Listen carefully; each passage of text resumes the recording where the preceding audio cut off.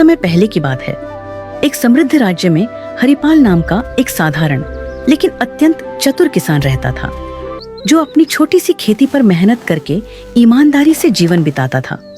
वह दिखने में सामान्य था, पहनावे में सादा और बोलचाल में विनम्र, लेकिन उसके पास जीवन को समझने की गहरी बुद्धि थी। इसलिए गांव के लोग अपने झगड़े, फैसले और समस्याएं उसी से पूछते थे। उसी राज्य के राजा वीरसेन न्यायप्रिय और विद्वान थे, पर उनके मन में एक चिंता थी कि आजकल लोग केवल किताबों का ज्ञान दिखाते हैं, जबकि सच्ची बुद्धि बहुत कम लोगों में होती है। इसलिए उन्होंने यह निश्चय किया कि वह पूरे राज्य में सबसे चतुर व्यक्ति को खोजेंगे। राजा ने घोषणा करवाई कि जो व्यक्ति उनकी परीक्षा में सफल होगा, उसे सम्मान और पुरस्कार मिलेगा। बड़े बड़े विद्वान, व्यापारी और चालाक लोग राजधानी पहुंचे, पर हरिपाल शुरू में नहीं गया, क्योंकि उसे न इनाम का लालच था और न दरबार की चाह। लेकिन गांव वालों के आग्रह पर वह साधारण वस्त्र पहनकर राजा के सामने उपस्थित हुआ। राजा ने पहली परीक्षा में एक पत्थर और लकड़ी का टुकड़ा दिखाकर पूछा कि इनमें से अधिक उपयोगी क्या है। अधिकतर लोगों ने तुरंत उत्तर दिया, पर हरिपाल ने कहा कि उपयोग वस्तु में नहीं, परिस्थिति में होता है। यह उत्तर सुनकर राजा प्रभावित हुए।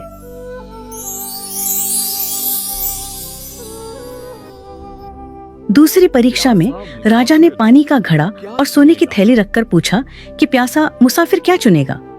जहां लोग धन की ओर झुके, वहीं हरिपाल ने कहा, महाराज, जीवन रहेगा तभी धन काम आएगा।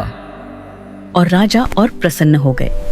अब तीसरी और सबसे कठिन परीक्षा आई। राजा ने आदेश दिया कि सभी लोगों को एक रात महल के बगीचे में रहना होगा और सुबह तक ऐसा फल लाना होगा जो न जमीन पर गिरा हो और न ही बहुत ऊंचाई पर हो। साथ ही किसी भी पहरेदार को नाराज नहीं करना होगा। बाकी सब लोग इस परीक्षा को नामुमकिन मानकर पीछे हट गए, पर हरिपाल ने हार नहीं मारी। रात भर सोचने के बाद हरिपाल को समझ आया कि राजा ने यह नहीं कहा था कि फल केवल पेड़ से ही तोड़ा जाए, बल्कि यह कहा था कि फल न तो जमीन पर गिरा हो और न ही बहुत ऊंचाई पर हो। सुबह होते ही उसने महल के बगीचे में लगे फूलों के पौधों और झाड़ियों को ध्यान से देखा। तभी उसकी नजर एक अंगूर की बेल पर गई, जो दीवार के सहारे छड़ी हुई थी। उस पर फल यानी अंगूर जमीन से ऊपर था, लेकिन किसी ऊंचे पेड़ पर नहीं।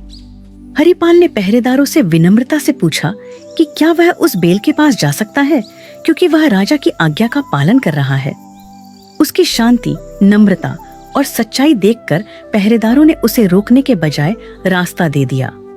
हरिपाल ने बिना किसी नियम को तोड़े बेल से फल तोड़ा और दरबार में ले आया। जब राजा ने उससे पूछा कि उसने यह कैसे किया, तो हरिपाल ने हाथ जोड़कर कहा कि सच्ची बुद्धि कठिन रास्ता चुनने में नहीं, बल्कि नियमों को समझकर सही और सरल मार्ग ढूंढने में होती है। यह सुनकर राजा वीरसेन अत्यंत प्रसन्न हुए और उन्होंने घोषणा की कि हरिपाल ही सच्चा चतुर है, क्योंकि उसने ज्ञान, धैर्य और व्यवहार तीनों का संतुलन दिखाया है। राजा ने उसे सोने का पुरस्कार दिया, लेकिन हरिपाल ने उतना ही सोना लिया जितना गांव में कुआं बनवाने के लिए आवश्यक था, और बाकी लौटा दिया।